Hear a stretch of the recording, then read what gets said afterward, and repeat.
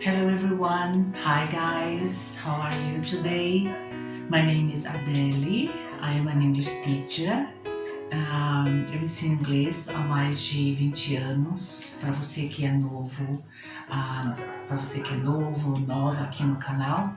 E eu também morei em Londres. Eu sempre repito isso no começo dos vídeos para as pessoas que são novas aqui no canal e também, obviamente, para dar aquela credibilidade, né? Para o pessoal não achar que eu caí de paraquedas aqui, né, gente? Eu vim trazer um vídeo para vocês para falar sobre quando, né, e como dobrar as consoantes nas palavras, tá bom?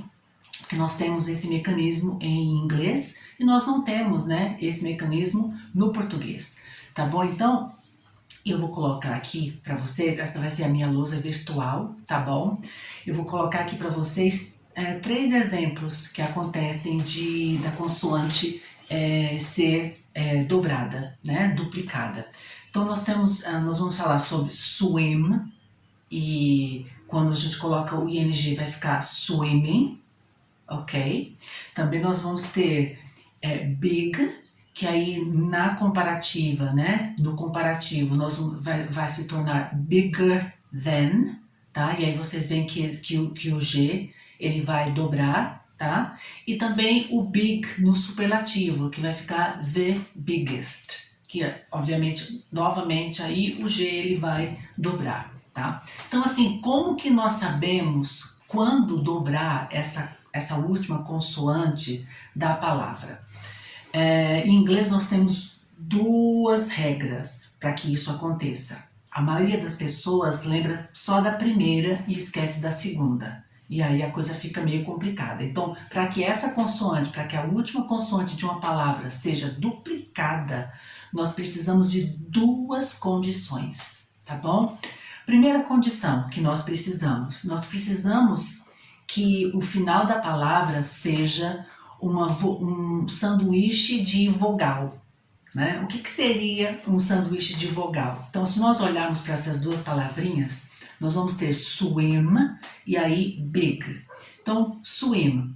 Então, nós temos o M do final, o I e o W. Então, vocês veem que vocês têm 2 consoantes e uma vogal no meio. Isso é um sanduíche de vogal, tá?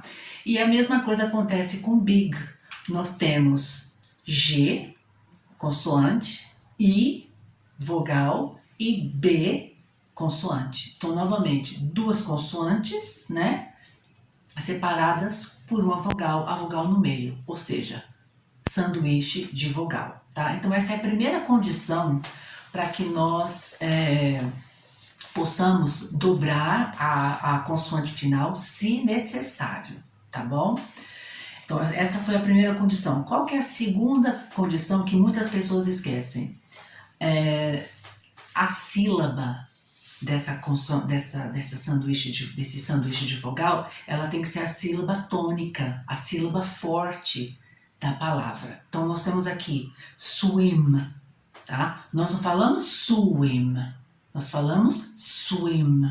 Então, é por isso que quando eu coloco o ing, aí esse M, esse último M, esse M aí, ele é dobrado. Então, vai ficar swimming, tá? Com o M duplicado. Então, nós temos as 2 condições. Nós temos o sanduíche de vogal, ok? E esse sanduíche de vogal, ele é a sílaba forte da palavra. Então, nós temos as 2 condições para que essa última consoante seja duplicada, ok?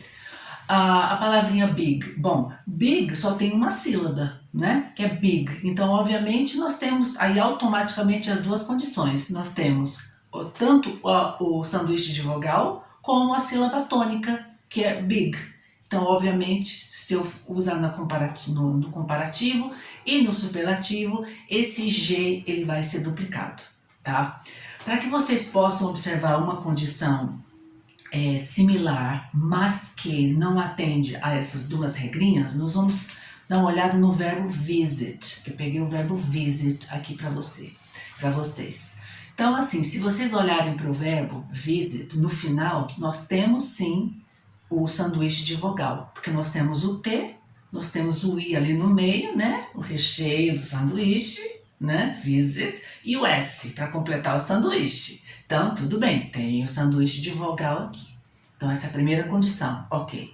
E a segunda condição, aquele sanduíche de vogal é a sílaba forte, a sílaba tônica da palavra?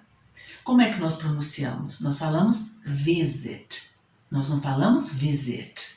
Ou seja, nós temos o sanduíche de vogal, mas aquela sílaba do sanduíche não é a sílaba forte. Então, se nós tivermos que colocar um ing nesse verbo, vai ficar visiting, tá? Sem o T precisar ser duplicado. E também no passado, o passado de visit é visited, tá? Visited.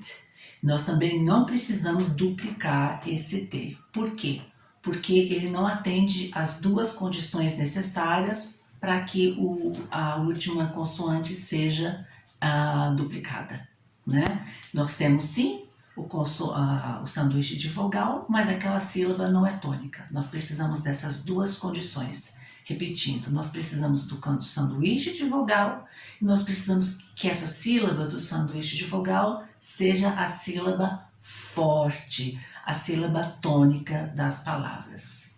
Então, antes de acabar o vídeo, gente, eu vou pedir um like para vocês. Eu me esqueci de pedir no meio do vídeo, porque tem muita gente assistindo os meus vídeos e não deixa o like. E o like ajuda muito na divulgação, tá bom? E se você não é inscrito no canal, se inscreve, que me ajuda bastante e você vai receber vídeos aí que vai ajudar você a revisar e aprender a língua inglesa. Tudo bem? Então, esse foi o vídeo de hoje. Eu espero que essa informação ajude vocês a aprimorar o inglês, tá? É uma dica muito útil e eu vejo os alunos esquecendo muito essa dica. E às vezes eles lembram da primeira regrinha do sanduíche de vogal, mas não lembram que precisa ser uma sílaba tônica. Então, fica aí de revisão e de dica para vocês. Thank you very much for watching. See you in the next video, guys. Bye!